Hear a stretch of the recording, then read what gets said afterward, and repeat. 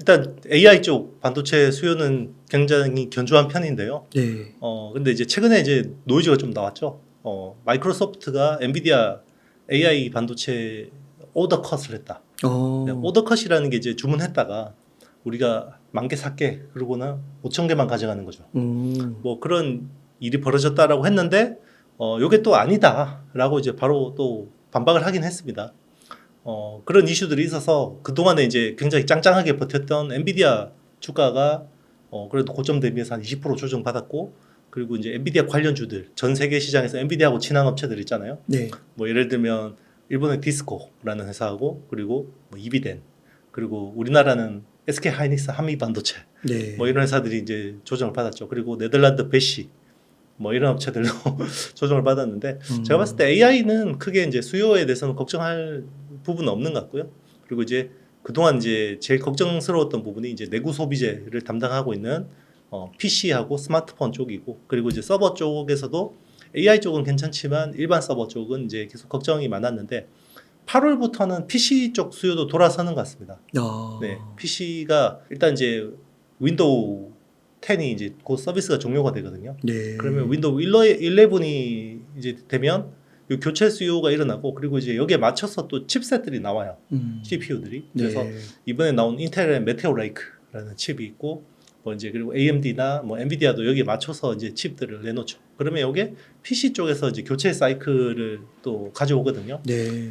그러면 이제 가장 아직까지 걱정스러운 부분은 이제 모바일 쪽이에요. 모바일이 이제 3년 연속 역성장을 했고, 올해도 역성장을 할 가능성이 높고, 이제 내년에는 어떻게 될 거냐, 요거에 대한 이제 걱정이죠. 그리고 최근에 모바일 쪽에서 그래도 제일 어떻게 보면 별개 따로 놀던 이제 애플이 프리미엄 시장의 절대 강자였죠. 최근에 이제 중국에서 공무원들 대상으로 아이폰 쓰지 말라라고 네. 이제 이야기가 나와가지고, 그게 이제 또 주가적으로는 또 쇼크를 줬죠. 이 애플 같이 큰 회사가 네. 조정을 받았고, 거기에다가 또 이제 화웨이가 3년 만에 프리미엄 스마트폰 메이트 60 프로를 내놨고, 여기에 또 와. 들어가는 칩이 또 7나노 AP. 3년 만에. 네, 그게 이제 SMIC라는 중국의 중신구어지라는 회사에서 만든 파운드리 해가지고 나온 칩인데, 이게 또 쇼킹했죠. 네. 그렇게 해서 네. 지금 테크 산업 동향을 전반적으로 그러면 좀 어떻게 봐야 될까요? 저는 뭐 계속 좋게는 봅니다. 일단은 좋게 보는데, 어떻게 보면 올해 이제 마지막 남은 허들 하나, 약간 부정적인 재료가 남아 있는 게 10월 중에 우리 그 중국 반도체 투자 그 장비 반입 유예가 1년 만료가 되잖아요. 그러면 추가 유예를 받아야 돼요. 네. 그죠? 10월에. 근데 이게 안 될 가능성도 있다, 이렇게 보고 있는데, 지금 자꾸 언론에서는 받을 가능성이 높다라고 자꾸 이야기를 하니까 네.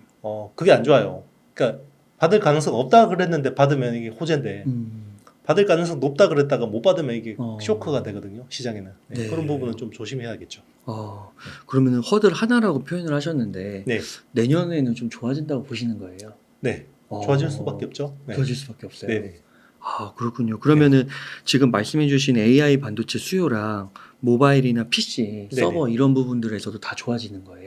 네, 그렇죠. 계속 안 좋을 수는 없고, 그리고 이제 공급에서 어떻게 보면 계속해서 감산을 확대하고 있잖아요.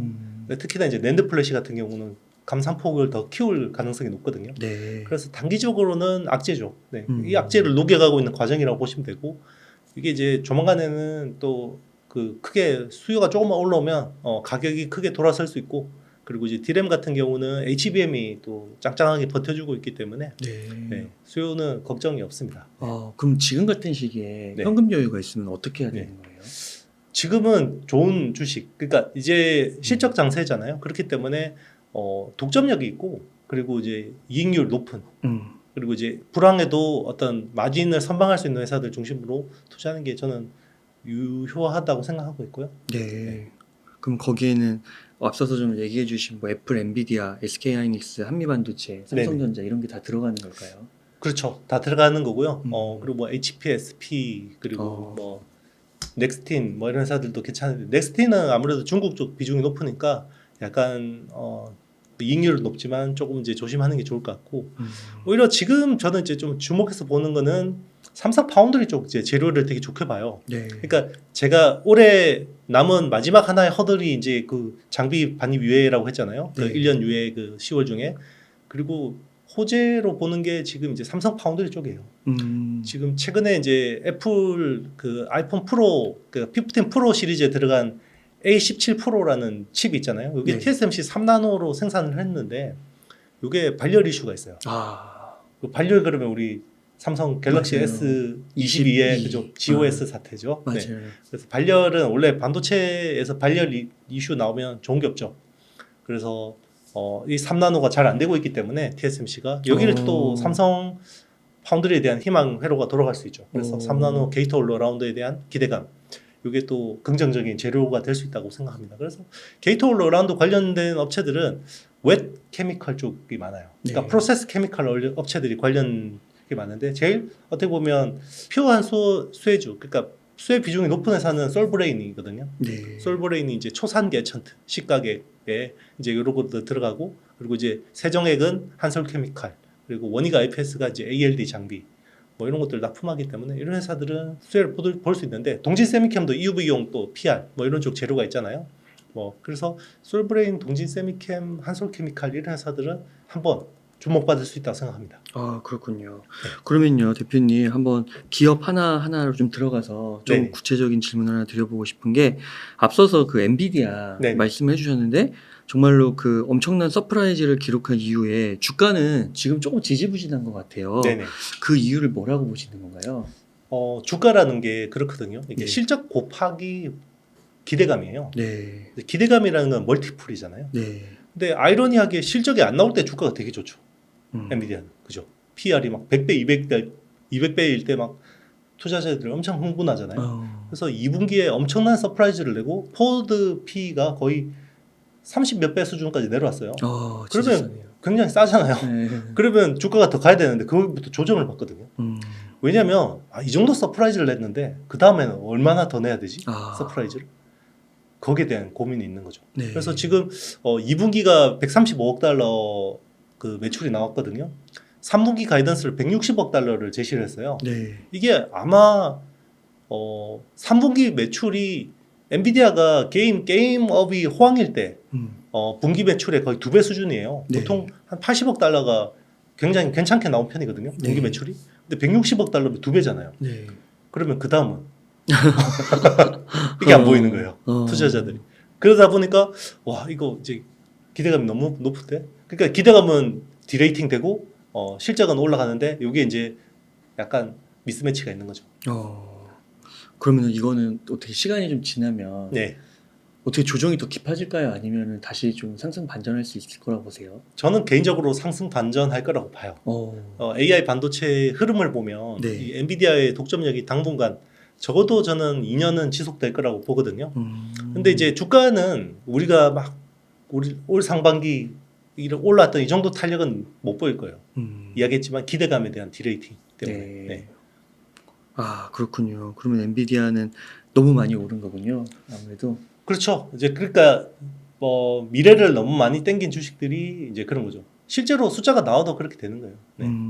근데 엔비디아 그 보면은 보고서에서 막 $700 제시하고 막 그 이상을 제시한 것도 있잖아요. 네네. 결국은 시간이 지나면 그렇게 될 거라고는 보세요. 갈 수 있죠. 네, 와. 충분히 갈 수 있죠. 애플도 그렇잖아요. 네. 근데 이제 주가 탄력이 우리가 막 그렇게 한 3배씩 오르든가 이런 거 보다가 이제 1년에 뭐 이제 30% 이런 걸로 만족해야 되는 거죠. 20% 30% 이런 걸로. 그렇군요. 네. 그 애플 같은 경우는 네. 아까 앞서서 얘기했지만 중국 리스크가 있잖아요. 네네. 이런 리스크는 생각보다 크게 작용할 것 같기도 한데 어떻게 보세요? 사실 크게 작용하지는 않을 거예요. 그래요? 네, 제가 봤을 때 큰 그건 없어요. 왜냐하면 그 중국에서 연간 스마트폰 수요가 신규 수요가 한 2억 5천만 대 정도 되거든요. 네.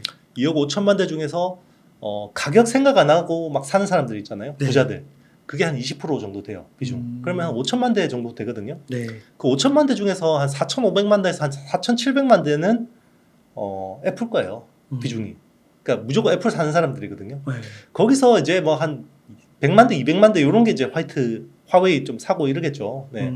그리고 이제 화웨이가 지금 생산을 제대로 해낼지도 몰라요. 왜냐하면 SMIC 수율이 얼마나 되는지 알 수가 없기 때문에. 그럼에도 불구하고 주가는 왜 이렇게 그러면 영향을 받냐? 결국 심리죠. 기대감. 음. 네. 그러니까 어떤 실적에 대한 그런 거는 크지 않은데도 불구하고 이 심리적인 요인이 큰 거죠. 이제 기대감을 꺾어야 되는 거죠. 거기에 대해서. 아. 그러면 다시 애플 주가가 반등하려면 기대감을 높여줘야겠죠. 애플이 기대감을 높일 수 있는 게 뭐가 있겠어요? 그게 뭐가 있을까요? 새로운 디바이스죠. 음. 신성장 동력. 음. 예를 들면 뭐 비전 프로 같은 XR, 네. 애플 카, 그리고 애플 GPT 같은 음. 이런 것들이 뭔가 보여준다 그러면 충분히 반전할 수 있는 거죠. 또. 아, 네. 그 신성장 동력 준비는 네. 애플이 생각보다 뭐 조용한 것 같긴 한데 어떻게 보세요? 애플이 원래 조용조용하게 하는 회사죠. 아. 네, 좀 약간 테슬라는 좀 떠벌떠벌하면서 이제 진행하는 편이고. 네. 그래서 사실 투자자들은 이제 테슬라 쪽에 이제 화끈하다 보니까 좀 이제 그런 건 있는데 결국 나중에 지나고 보면 굉장히 또 묵직하게 이렇게 잘 진행하고 있어요. 애플은. 네. 그래서 앞으로도 어느 정도 그 세계 1위는 네. 고수하는 거라고 보세요. 그거는 이제 불확실하죠. 모바일 혁명의 주역은 애플이었잖아요. 근데 앞으로 벌어질 AI 혁명, 모빌리티 혁명의 주역이 애플이 될지는 모르죠. 네. 테슬라가 될 수도 있는 거고요. 아, 그러시군요. 네. 테슬라는 좀 좋게 보세요. 테슬라 계속 좋게 봅니다. 아. 테슬라하고 애플은 사실은 어떻게 보면 한 시대에 획을 그은 회사들이라고 봐야죠. 테슬라 같은 경우는 주가가 네. 고점 대비해서 그래도 한 30% 정도는 계속 조정을 받은 것 같더라고요. 네네. 그래서 조정폭이 상당히 큰데 네.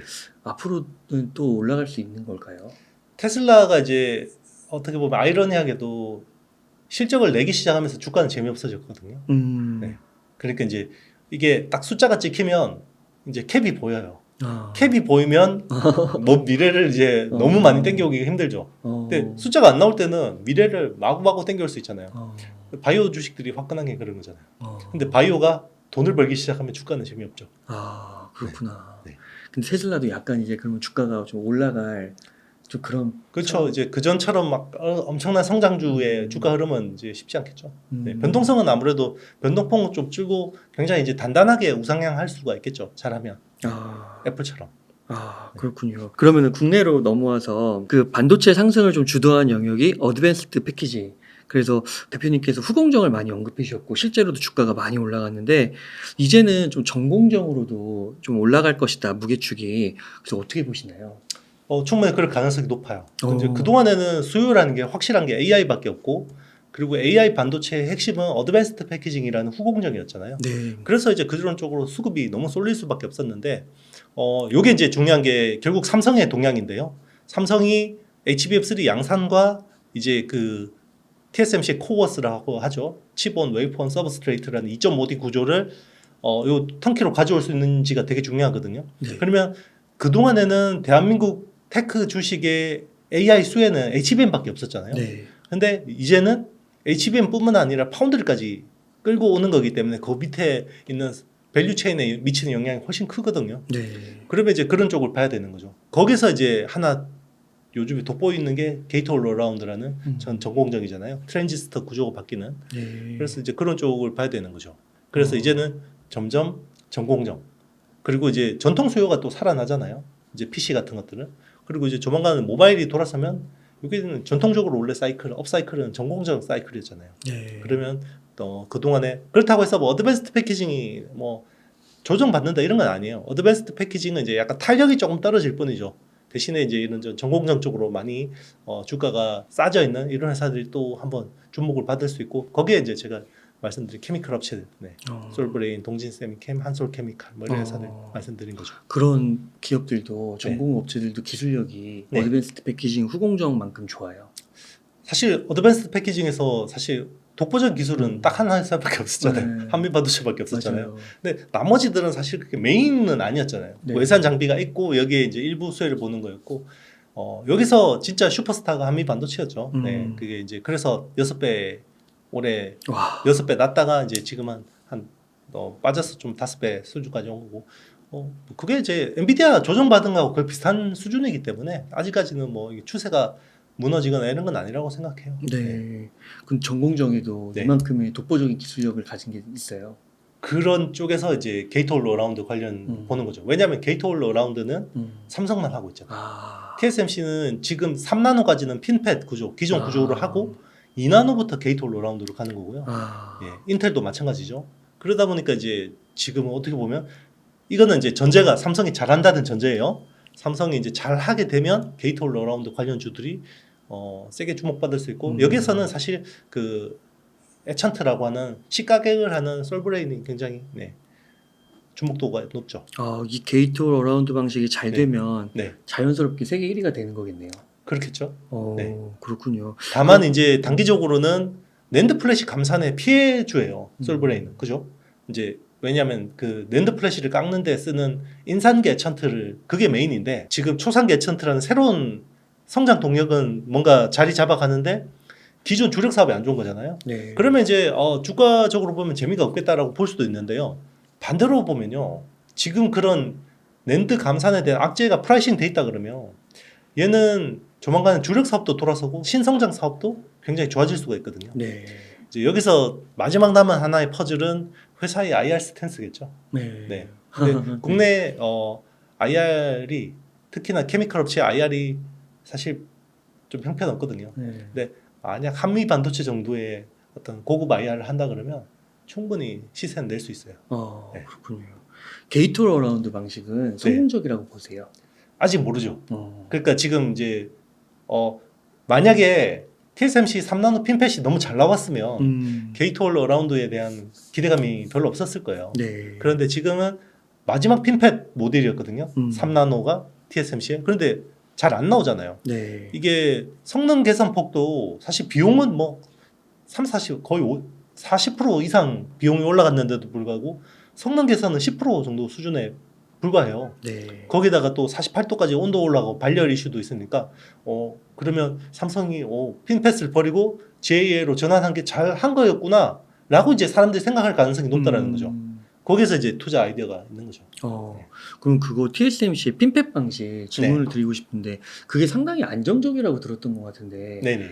갑자기 문제가 발생된 건가요? 4나노까지는 안정적이었죠. 4나노까지는 안정적이었는데 네. 3나노부터 이제 이게 안 되는 거죠. 왜냐하면 제가 말씀드렸잖아요. 이제 그 2나노까지 오면 실리콘 알갱이 하나하나가 보일 정도라니까.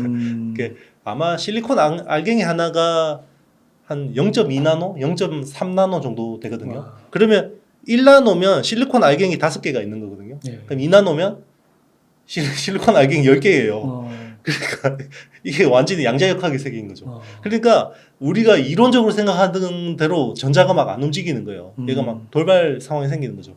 그런 것 때문에 지금 전자가 막 튀어나가고 이러니까 발열이 생기는 거거든요. 네. 그러면은 지금 애플 AP-A17 프로 네네. 네. 이게 지금 현재 네. 아이폰 15 네. 프로 시리즈 들어가죠. 프로 프로하고 시리즈. 프로 맥스. 근데 이게 출시가 된 다음에 네. 그 전에 잡지 못한 거고 출시된 다음에 GOS 같이 이렇게 발열 문제가 네네. 나타난 거네요. 그렇죠. 이제 막 여러 군데서 가져가서 이제 테스트 해보잖아요. 테스트를 했더니 이제 발열이 좀 있는 것 같습니다.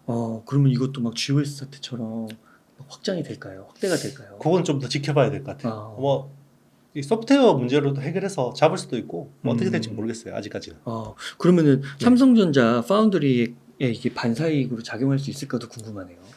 충분히 유인이 생길 수 있죠. 그동안에는 TSMC의 핀팻이 굉장히 안정적이기 때문에 네. 비용이 비싸도 그리고 번호표 대기표가 길어도 이제 그냥 TSMC한테 기다려서 칩을 생산하려는 팹리스트들이 많았잖아요. 그런데 이제 핀팻이 저렇게 안정성이 떨어지고 그리고 가격도 비싸고 왜냐하면 동급 나노 대비해서 보면 삼성이 TSMC 대비해서 20-30% 싸요. 네. 아마 3나노도 그럴 가능성이 높아요. 그리고 사실 핀팻 대비해서 GAA 공정으로 개발하면 개발비가 더 나와야 되거든요. 네. 근데 아마 삼성이 개발비를 깎아줬을 가능성이 높아요. 오히려 그거를 이제 초기에는 자기들이 이제 부담해주고 최근에 그래서 이제 뭐 요거는 루머성 이슈긴 한데 해외 이제 그 루머 테크 쪽에서 이제 이런 루머 트위터 하는 사람들 이야기로는 지금 엔비디아가 삼성 GAA 공정으로 테스트 중이다. 이런 이야기가 나오기도 했습니다. GPU요? 네, 그렇죠. 와, 그렇구나.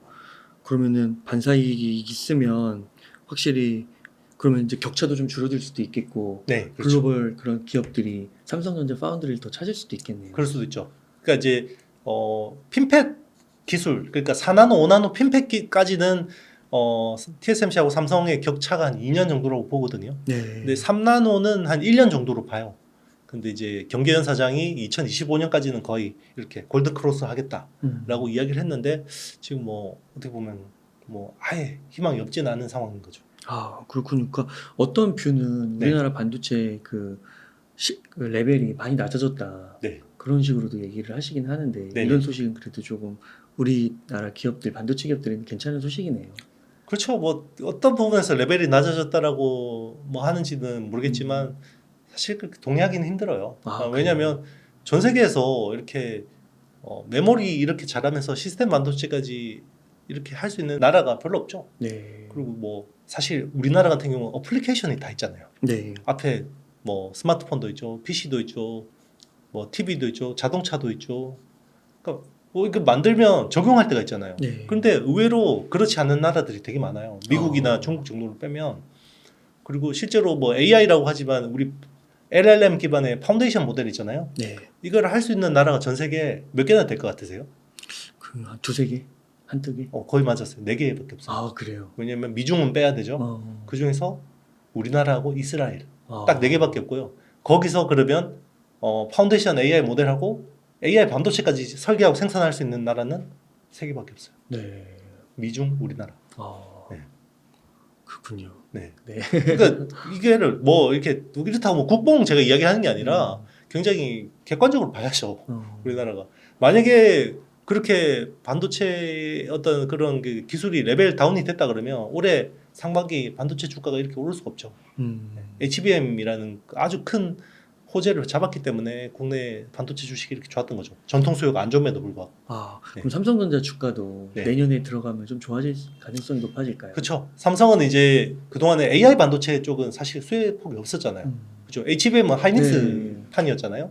거기에다가 뭐 지금 삼성이 사실 코어스 대체인 아이큐브를 성공할지 못할지도 알 수 없는 거고. 그러면 제일 확실한 거는 전통 수요가 올라와야 되는 거죠. 그러면 PC하고 모바일하고 일반 서버 쪽에서 디램하고 낸드 플래시가 올라와야지 이제 삼성전자 주가는 되는 건데 거기서 진짜 오버슈팅하는 뭐 그런 모습 보이려면 결국 파운드리에서 뭔가 보여줘야 되죠. 삼성전자가 9월 중에 HBM3 양산에 돌입하겠다고 말을 했는데요. 이거는 어떻게 잘 진행되고 있고 네. 어떻게 현실화될 거라고 보세요? 만약에 산업 전문가로서 물어봤다 그러면요. 네. 잘 안 될 것 같아요. 이렇게 말씀드렸을 것 같아요. 네. 왜냐면 2019년에 연구개발 그만두는데 그게 이렇게 빨리 따라잡을 수가 있겠어요. 이제 사실 하이닉스가 선점 효과가 굉장히 앞서 있고 뛰어난데 네. 그런데 주식 전문가 주식 투자자로서 물어본다 그러면 주가는 될 것 같아요. 라고 이야기할 것 같아요. 왜냐면 이거는 삼성에서 나오는 공식적인 톤이 되게 중요하거든요. 우리 뭐 이렇게 고객 사고 뭐 이렇게 하고 있어, 잘하고 있어. 그리고 뭐 내년 초에는 뭐 가시적인 뭐 보여줄 것 같아. 그럼 주가는 돼요. 삼성전자 주가도 되고 거기 있는 밸류 체인들도 되는 거예요. 주가는. 네. 그러면은 여러 막 증권사 네. 리포트들 보면은 그 거의 반도체를 최선호주로 꼽더라고요. 네네. 그런 건 동의하세요? 좋죠. 네, 충분히 가능한데 이렇게 또 다 전망이 쏠리면 재미가 없는데 이렇게 사실 반도체 안 될 것 같아요. 그러면 이제 눈 감고 사면 되거든요. 근데 다 좋다 그러니까 또 오히려 좀 찝찝한 부분이 있어요. 네. 그럼 삼성전자 주가가 네. 7만 원 넘었다가 네. 다시 막 7만 원 밑으로 내려와서 막 네. 6만 8천 원, 9천 원 이렇게 되는 이유는 뭐라고 보세요? 결국 환율 이슈가 제일 크다고 생각합니다. 아. 네. 뭐 사실 제가 그 몇 회차 전에도 말씀드렸었는데 환율 1250원이면 진짜 삼성전자 날아갈 거다 주가라고 이야기했었고 이게 한 1270원까지 왔을 때 삼성전자 주가 되게 좋았었거든요. 네. 네. 근데 이제 지금 다시 또 1300 초중반까지 올라가 버렸잖아요. 그러니까 이제 삼성전자는 재미가 없죠. 왜냐면 사실 외국인 투자자들 입장에서는 뭐 삼성전자를 산다라는 것도 있지만 사실 원화에 베팅을 하는 거거든요. 네, 삼성전자 주식을 사는 거는. 네. 그러니까 원화 강세가 좀 나타나야 되는 거죠. 그렇죠. 아, 그렇군요. 원화 강세가 나타나려면 이제 삼성전자의 업황이 돌아서야겠죠. 네. 이게 이제 같이 맞물려야 되는 거죠. 네. 네. 그러면은 그 삼성 파운드리가 AI 반도체 수혜를 보는 거는 네. 시간의 문제라고 보는 거네요. 기회는 있어요. 기회는. 지금 이제 어떻게 보면 이 정도의 천재기류의 기회가 없죠. TSMC는 지금 생산을 다 감당을 못하고 수요는 폭발하고 있고 지금 뭐 엔비디아하고 AMD하고 또 그 주문형 반도체, AI 반도체들이 또 도조 같은 칩들도 엄청나게 나오고 있잖아요. 네. 근데 지금 공급이 못 따라가고 있죠. 그러면 제일 좋은 거는 삼성이 조금만 잘해주면 네. 이쪽으로 충분히 고객을 유치할 수 있는 건데 네. 이제 그 조금을 잘해줄지는 모르죠. 테슬라도 갖고 오는 거 아니에요? 테슬라도 FSD 칩은 이제 일부 할 것 같은데 이제 그 컴퓨터에 슈퍼컴퓨터에 쓰는 도조 칩은 TSMC 아. 7나노 공정입니다. 그러니까 더 굵직굵직한 건 아직은 또 TSMC 그쵸. 하는 거네요. 네. 그래서 아직까지는 메인 디시는 못 가져오고 이제 쩌리 반찬만 좀 가져오고 있습니다. 아, 그럼 3나노 쪽에서 네. 조금 이제 확고하게 자리 잡으면 되는 거죠. 그렇죠. 그러면 이제 메인 디시기가 될 수 있죠. 네. 그렇군요. 진짜 이게 어떻게 보면 진짜 천재 이루의 기회겠네요. 그렇죠. 그래서 정말 이제 삼성이 이 기회를 못 잡으면 굉장히 이제 어려워지겠죠. 향후에. 회사 체질이 뭔가 이상해졌구나 이렇게 생각할 수밖에 없죠. 아, 그렇군요. 그 삼성 파운드리의 아킬레스건으로 꼽히는 게 어드밴스드 패키지 기술이었잖아요. 네네. 근데 요거 잘 모르시는 분들도 있을 것 같은데 이게 네네. 왜 아킬레스건이었나요? 삼성이 어드밴스드 패키징을 못하죠. 어. 사실 모바일 시대에서 제일 중요한 칩이 그 애플의 AP였잖아요. 네. A 바이오닉 칩. 원래 이거를 삼성이 스마트폰 초창기에 파운드리 100% 했잖아요. 그리고 일부 설계도 도와주고. 근데 나중에 삼성이 경쟁 제품인 갤럭시 S를 내놓고 경쟁 AP인 엑시노스를 내놓으니까 애플이 TSMC를 끌고 와서 이제 경쟁을 시키기 시작했거든요. 그러면서 한 4, 5년 동안 기술 경쟁을 엄청 했어요. 결국 졌거든요, 삼성이. 2016년에 이제 졌는데 그때 이제 어드밴스드 패키징 기술 때문에 진 거죠. 팬아웃 웨이퍼 레벨 패키징이라는 그 기술 때문에 진 거예요. 네. 그때 심지어 선단 공정은 TSMC는 16나노였고 삼성은 14나노였거든요. 그럼 14나노 칩이 좋아야 되는데 막상 테스트 해보니까 16나노 칩이 더 좋은 거예요. TSMC. 그게 이제 거기에 삼성은 그동안에 해왔던 것처럼 플립 칩 스케일 패키징이라는 기술대로 했고 TSMC는 어드밴스드 패키징을 처음으로 도입한 거죠. 네. 팬아웃 WLP라는 기술을 도입해서 그때부터 이제 100% 애플 AP 칩은 이제 TSMC로 간 거고 거기서 이제 기술이 뒤쳐져 버린 거예요. 근데 그 사이 삼성은 그러면 팬아웃 WLP를 잡기 위해서 뭘 보여줬어야 되는데 못 보여줬어요. 그러니까 팬아웃 WLP에 대항해서 팬아웃 PLP, 패널 레벨 패키징이라는 기술을 막 열심히 했는데 삼성전기에서 하던 걸 이제 인수를 해서 했는데 잘 안 됐죠. AP에 쓰지를 못했고 최근에 그래서 TSMC에서 그 팬아웃 WLP 개발하던 사람 있잖아요. 린징청이라는 사람이 있어요. 네. 그분이 삼성으로 왔어요. 아, 그래요. 네. 그래서 자기들을 최고로 물먹였던 사람을 오히려 이제 데려온 거죠. 네. 팬아웃 WLP 최고 전문가를 데려온 거죠. 그렇군요. 와, 그럼 대만 사람들이 엄청 욕하겠네요. 엄청 욕하고 있죠. 그러니까 사실은 지금 SMIC에서 그 핀팻 이번 7나노 성공의 주역이 량멍숭이라는 사람이 있어요. 량명숑. 한국어로 어떻게 부르는지 모르겠는데 량멍숭이라고 하는데 그 사람이 원래 TSMC에서 핀팻 개발하던 사람인데 2015년쯤에 삼성에 와서 14나노 핀팻 개발하고 그 다음에 SMIC로 간 거예요. 그래서 지금 이번에 7나노 핀팻 개발해 준 거죠. 네. 그러니까 정말 이게 정말 그 초엘리트급 인재 한 명이 정말 이만한 일을 해낼 수 있는 거고 그리고 그 반도체 설계 쪽에서도 이런 사람이 있어요. 짐 켈러라는 사람이 있거든요. 네. 짐 켈러가 원래 그 망해가던 AMD를 살렸죠. 지금 젠 아키텍처. 네, 지금 멀티코어하고 칩넷 구조 이런 것들 거의 이제 설계 그 리사소 박사하고 손잡고 거의 AMD를 망해가던 AMD 살렸고 애플에 와서 애플의 A 바이오닉 칩 설계했고 테슬라 가서 FSD 칩 설계했고 인텔 가서 에로 레이크하고 요즘에 나온 메테오 레이크 같은 것들을 설계하고 나가서 이제 테스토렌트라는 캐나다의 벤처 회사 만들었어요. 거기에 최근에 우리나라 기업들이 대거 투자했어요. 투자만 하네요. 현대차 그룹이 이번 시리즈 1억 달러 펀딩에서 50% 투자했고 삼성이 20-30% 투자했어요. 네. 그리고 지금 최근에 짐 켈러가 국내 기업들하고 굉장히 많은 협력을 하고 있어요. 아, 그래요. 네, 좋은 소식이네요. 그렇죠. 그러니까 잘 하는 거죠. 이제 정신을 좀 차린 것 같아요. 우리나라도. 네. 아, 그럼 어드밴스드 패키지 기술도 네. 점점 많은 그 삼성전자가 더 신경을 쓰고 네. 궁극적으로는 이제 TSMC랑 또 경쟁할 수 있을 만큼 네. 올리려고 한다. 그렇죠. 그렇게. 사실 삼성도 엄청나게 이제 노력하고 있는데 SK 그룹도 만만찮아요. 최근에 SK 그룹도 지금 어떻게 보면 어드밴스드 패키징에서 승기를 잡았잖아요. 이걸 더 잘하기 위해서 글라스 기판이라는 새로운 어떤 그 글라스 기판 그 앱솔릭스라는 SKC 자회사에서 굉장히 내년 양산을 목표로 열심히 하고 있고 최근에 이제 또 미국의 어드밴스드 패키징 업체 칩플랫이라는 회사 있어요. 네. 거기 지분도 한 12% 정도 어. 인수해서 거기 이제 블랙이라는 분이 CEO로 계신데 그분이 정말 미국 내에서 탑급의 어드밴스드 패키징 전문가거든요. 그래서 앱솔릭스하고 협력을 하려고 하고 있는 거고 그리고 지금 짐 켈러가 사실 설계하는 게 암 아키텍처 기반이 아니라 그 사이5라는 회사에서 나온 리스크5 기반이라는 칩이 있거든요. 네. 리스크5 쪽에서 짐 켈러가 굉장히 열심히 하고 있는데 사이5 지분을 SK그룹이 한 9% 가지고 있어요. 와. 굉장히 놀라운 거죠. 네. 그렇군요. 네. 근데 이게 어드밴스 패키지 기술 하면 딱 떠오르는 게 한미 반도체. 네네. 네, 한미 반도체는 여기에 네. 좀 도움되고 막 그런 건 없어요. 한미 반도체가 사실은 글로벌 탑 수준의 기술을 가지게 된 거죠. 이번에. 네. 그러니까 어드밴스드 패키징이라는 게 뭐 그냥 그동안에는 칩을 단층 주택으로 지었다 그러면 이제는 주상 복합으로 지어야 되거든요. 네. 그러면 거기에 칩끼리 통신할 수 있는 엘리베이터 뚫는 게 되게 중요해요. 네. TSV라고 해서 스루 실리콘 비아라는 그거 뚫는 거 하고 그리고 칩끼리 붙이는 게 중요해요. 그 본딩 쪽에서는 세계적인 수준이에요. 한미 반도체가. 네. TC 본딩이라는 그 본딩 기술은 세계적인 수준이고 거기서 이제 기회를 잡은 거죠. 그러니까 이제 그 국내 장비 업체 중에 시총 6조 간 거는 거의 처음인 것 같은데요. 네. 그럼 삼성전자랑 한미 반도체도 네. 뭐 서로 협력하고 막 그런 거예요? 안 합니다. 안 해요. 네. 그게 이제 사실 삼성이 되게 바보 같은 거죠. 어. 옛날에 이제 소송을 했었거든요. 아. 왜냐하면 이제 그때 당시에 삼성전자가 이제 자회사 세메스 쪽에다가 이제 기술을 몰래 이렇게 아. 빼주고 이제 그거에 대해서 한미 반도체가 5개의 조항에 대해서 이제 문제를 제기했어요. 그래서 결국 이겼어요. 한미 반도체가.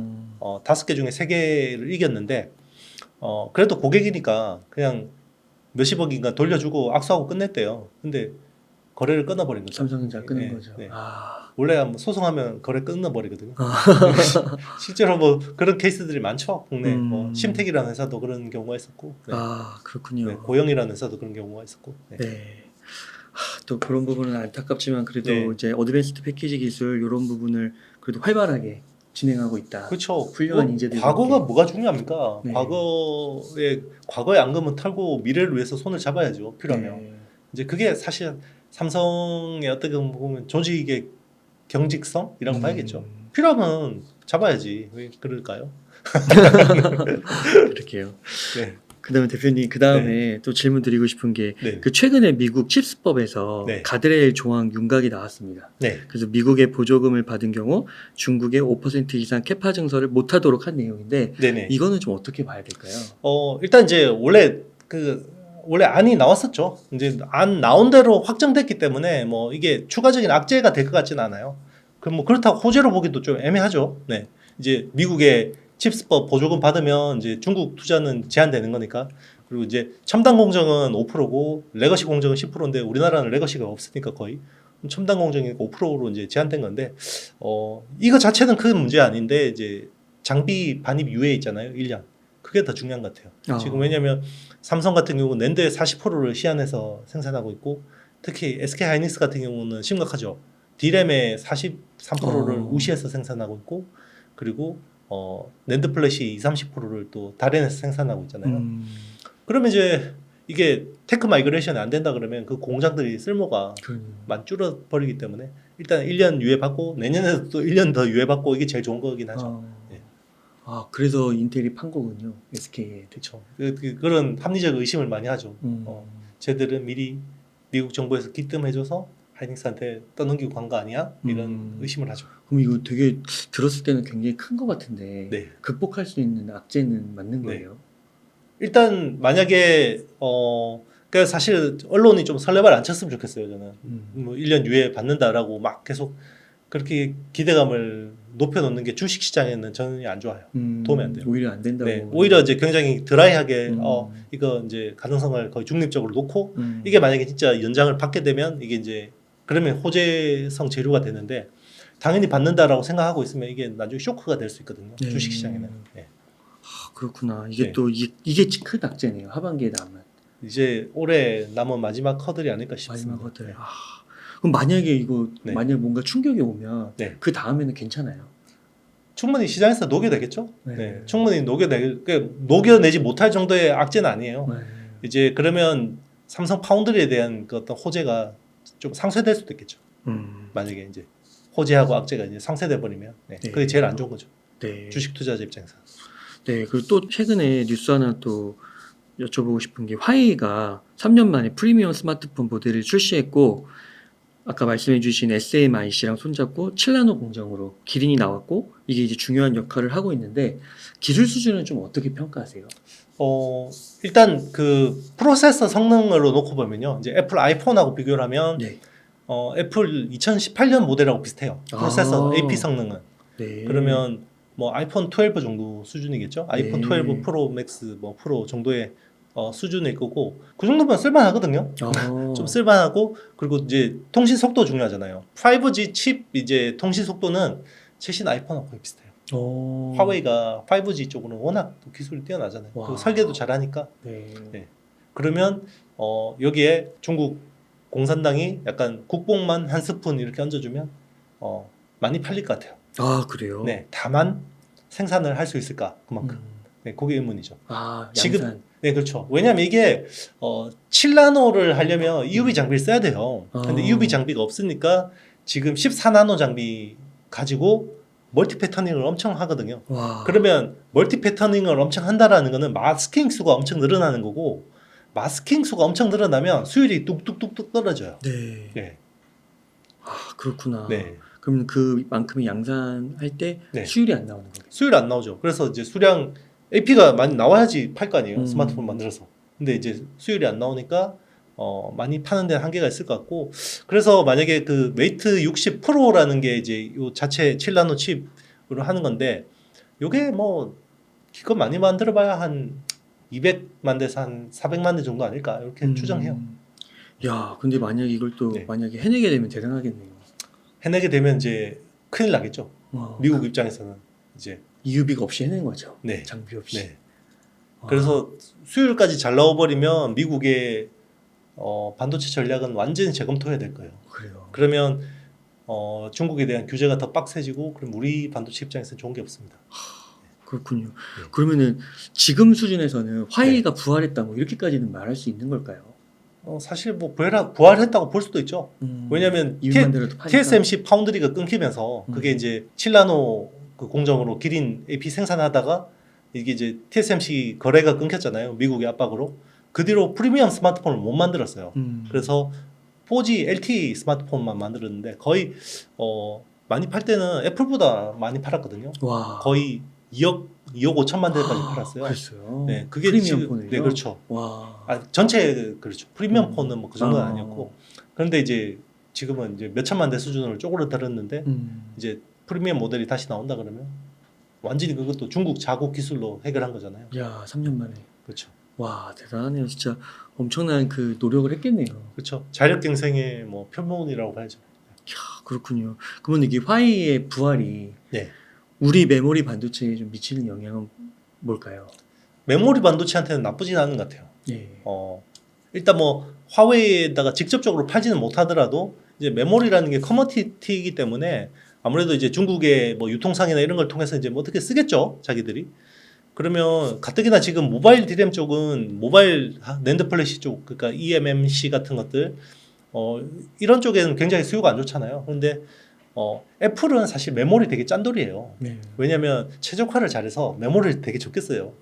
근데 중국 업체들은 최적화가 좀 떨어져서 좀 과하게 씁니다. 그래서 예를 들면 모바일 디램 같은 게 애플이 이제 뭐 4기가, 6기가 뭐 이런 거 쓴다 그러면 중국 스마트폰 로컬 업체들은 16기가, 뭐 12기가 이런 거 쓰거든요. 그러면 몇 배 쓰는 거죠, 애플보다. 네. 그러니까 같은 프리미엄 스마트폰 팔려도 중국에서 팔리면 메모리 수요는 거의 2-3배씩 늘어날 수 있는 거죠. 네. 메모리는 나쁘진 않은 거네요. 메모리 입장에서 나쁠 건 없어요. 아, 네. 근데 오히려 화웨이가 너무 잘해버려서 네. 양산에 성공해서 그렇게 네. 돼서 미국이 규제가 빡세지면 네. 안 좋아지는 거고. 그런 부분은 이제 또 걱정이죠. 네. 아, 그 최근에 보면 이제 중국 쪽 노출도가 있는 장비 업체들, 소재 부품 업체들이 주가가 별로 재미가 없어요. 네. 실적이 나옴에도 불구하고 네. 그런 것들이 이제 어떤 우려죠, 불확실성으로 보는 거죠. 그 한 축에서는 네. 그 대중 수출 그 무역 수지가 많이 줄었다고 하잖아요. 네. 그리고 그거를 극복할 수 있을까에 대해서 퀘스천 마크를 제기하는 분들도 많은데 그 정말로 그 케이팝 같은 경우는 그 중국 시장이 막혔을 때 글로벌로 해서 잘 됐잖아요. 반도체도 그런 반도체 산업에서도 그런 역사가 일어날 수 있을 거라고 보세요. 그러니까 제조업 탈중국이 얼마나 잘 될지가 음, 중요한 것 같아요. 맞아요. 그래서 지금 중국에 파는 반도체를 인도나 베트남이나 네. 인도네시아 같은 데 얼마나 팔 수 있을지. 그리고 실제로 뭐 미국에 파는 어떤 양들은 많이 늘어나고 있거든요. 그리고 이제 미국 내에 이제 첨단 제조업들이 많이 들어오면 거기에 또 반도체를 많이 팔아야 되잖아요. 네. 이제 그러면 자연스럽게 조정이 되는 거죠. 네. 네. 그래서 그런 방식으로 좀 의존도를 중국 의존도를 줄이는 방향으로 가도 그거는 이제 우리가 줄이려고 뭐 줄이는 게 아니라 자연스럽게 이제 제조업이 있는 쪽으로 반도체 가는 거니까 중간재잖아요. 네. 뭐 그래서 자연스럽게 조정이 되는 거죠. 굳이 지금 중국에 제조 시설들이 많고 수요가 많은데 우리가 안 팔 이유는 없죠. 네.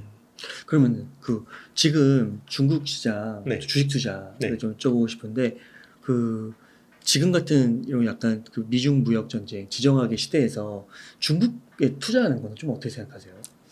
저는 그렇게 뭐 긍정적인 가치는 않습니다. 아. 네. 굳이 뭐 중국에 투자해서 뭐 봐야 되나? 음. 네. 그리고 뭐 중국 투자가 생각보다 난이도가 되게 높아요. 네. 뭐 인덱스에 투자하기도 되게 힘들고 그렇죠.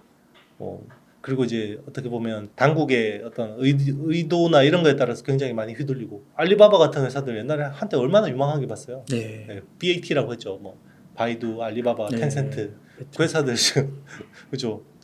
지금 주가를 보면 뭐 요즘에는 모르겠습니다만은 쉽지가 않죠. 뭐 지금 중국 반도체 기업들이 또 주가가 되게 좋긴 한데 이게 또 뭐 이거는 시진핑의 생각에 따라 얼마든지 달라질 수 있기 때문에 근데 일부 뭐 자기 포트에서 약간 비중은 가져가는 건 나쁘지 않은데 저는 오히려 요즘에 그냥 일본 인덱스 투자하는 게 오히려 나은 것 같은데요. 일본 쪽에 ETF, 일본 반도체 ETF 이런 거. 네. 그 미국 반도체나 그 미국 빅테크나 이런 데 거품이 있다는 얘기도 좀 네. 하는데 거기에 대해서는 좀 어떻게 생각하세요? 거품 있죠. 있어요. 있는데 이제 저게 꺾일 거냐? 어. 라고 하면 당분간 꺾일 것 같지는 않은데 이런 생각이 드는 거죠. 그래요. 어쨌든 지금 기술 혁명을 주도하는 거는 결국 미국 빅테크잖아요. AI도 그렇고. 그렇죠. 이제 거기에 이제 우리 HBM이 살짝 이제 이렇게 발을 걸치고 있으니까 수혜를 보는 거고. 찐수혜는 사실 뭐 오픈 AI나 뭐 MS나 이런 거였잖아요. 엔비디아. 그죠? 이런 것들이었기 때문에. 그럼 주식 시장에 거품이 있는데 꺾이지 네. 않는다는 거는 네. 그 이게 나중에 실적이 뒷받침되면서 네네. 그 거품을 받쳐준다 이런 의미일까요? 그렇죠. 아. 네, 그렇게 될 수도 있고 그 실적이 못 따라가주면 이제 꺼지는 거죠. 그렇군요. 네. 네. 그리고 또 최근 뉴스 중에 그 MS의 엔비디아 AI 반도체 오더컷 그리고 테슬라는 이 도조 칩을 TSMC에 대거 의뢰했다 이런 이야기가 나오는데 이런 걸 봤을 때 AI 반도체 시장에서 엔비디아의 독점력이 좀 약해지는 거 아닌가 거기서 좀 어떻게 생각하시나요? 일단 이제 그러면 테슬라는 왜 도조 칩을 주문을 했을까요? D1이라는 칩을. 네. 그게 엔비디아의 H100보다 좋아서 주문을 했을까요? 뭘까요? 그러진 않을 거예요. 아마 네. 지금 H100 수급이 안 되니까 올해 정말 쥐어짜서 만들어도 50만 개거든요. 그러면 서버 한 대에 8개씩 필요하니까 이게 수요는 폭발인데 공급이 못 따라가는 거예요. 그러니까 이게 그러면 언제 해결이 되지라고 봤더니 TSMC 코어스라는 그 어드밴스드 패키징이 필요한데 그게 2025년까지 쇼티지래요. 네. 내후년까지. 그러면 일론 머스크 입장에서는 당장 자기들이 AI 쪽으로 연산해야 되는 거는 굉장히 많은데 엔비디아 칩 수급은 안 되죠. 그리고 얼마 전에 이야기했어요. 자기들도 엔비디아 칩 수급만 원활하면 우리 AI 파운데이션은 엔비디아 칩으로 돌리고 싶다. 그리고 심지어 구글도 자기들이 TPU라는 칩이 있거든요. 자체 설계한 칩. 근데 이거 있는데 엔비디아 칩만 수급만 잘 되면 우리 엔비디아 칩으로 할 거야. 그러니까 데이터 트레이닝에서 엔비디아 칩은 압도적이에요. 근데 문제가 공급이 안 되는 거예요. 공급이 안 되고 가격도 너무 비싸고. 그러다 보니까 이제 기다리다가 안 되겠다. 자체 설계 칩 쓰자라는 게 이제 그 테슬라의 D1 칩 수주로 나온 거고. 그 말은 살 때는 되게 많다라는 거예요. 그렇기 때문에 데이터 트레이닝 구간에서는 엔비디아를 위협할 제품이 없다라고 봐야 되는 거고. 그리고 뭐 사실 그 엔비디아도 그 다운그레이드해서 A100이나 H100 같은 것들을 다운그레이드해서 중국향으로 만들잖아요. 그래서 성능을 거의 반 이하로 떨어뜨려가지고 A800, H800이라는 칩이 있는데 이것도 안 팔아요. 너무 지금 비싸고 프리미엄 붙고 암 시장 생기고 이러니까 이번에 인텔의 가우디 2라는 칩이 또 불티나게 팔리잖아요. 예. 그러니까 그만큼 그 엔비디아 칩의 영향력은 아직까지 상당한 겁니다. 근데 이제 공급이 못 따라가지고 엔비디아가 너무 비싸게 파니까 이게 보급이 좀 지연되는 부분이죠. 근데 이제 엔비디아는 독점일 때 많이 뽑아먹겠다라고 생각인 것 같고요. 요게 이제 나중에 추론 시장으로 넘어가면 한 2년 이후에 AI가 데이터 트레이닝이 끝나고 추론 시장으로 넘어가면 이제 아마 이런 자체 설계 NPU 시장이 많이 활성화되겠죠. 근데 TSMC가 이거를 네. 공장 증설을 막 네. 갑자기 해버릴 수 있는 건 아니지 않나요? 갑자기 하고 있는데도 불구하고 2025년까지 걸리니까. 아, 왜냐하면 그 TSMC가 이제 그러면 갑자기 막 지금 3배 증설하고 있거든요. 코어스라는 캐파를. 와. 3배 뭐 지금 많게는 뭐 6배 한다는 이야기도 있어요. 근데 이 관련 서플라이 체인들이 있잖아요. 또 독점 업체들이에요.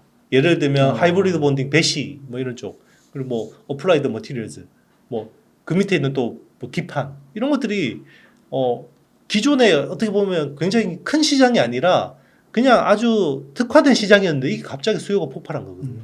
그러니까 그 밑에 있는 서플라이 체인들이 준비가 안 돼 있어요. 그러면 한 아이템당 뭐 만약에 한 개 장비면 여기에 공급업체가 몇 개가 안정적으로 있고 이러면 큰 문제가 없죠. 근데 딱 한 개 있는 거예요.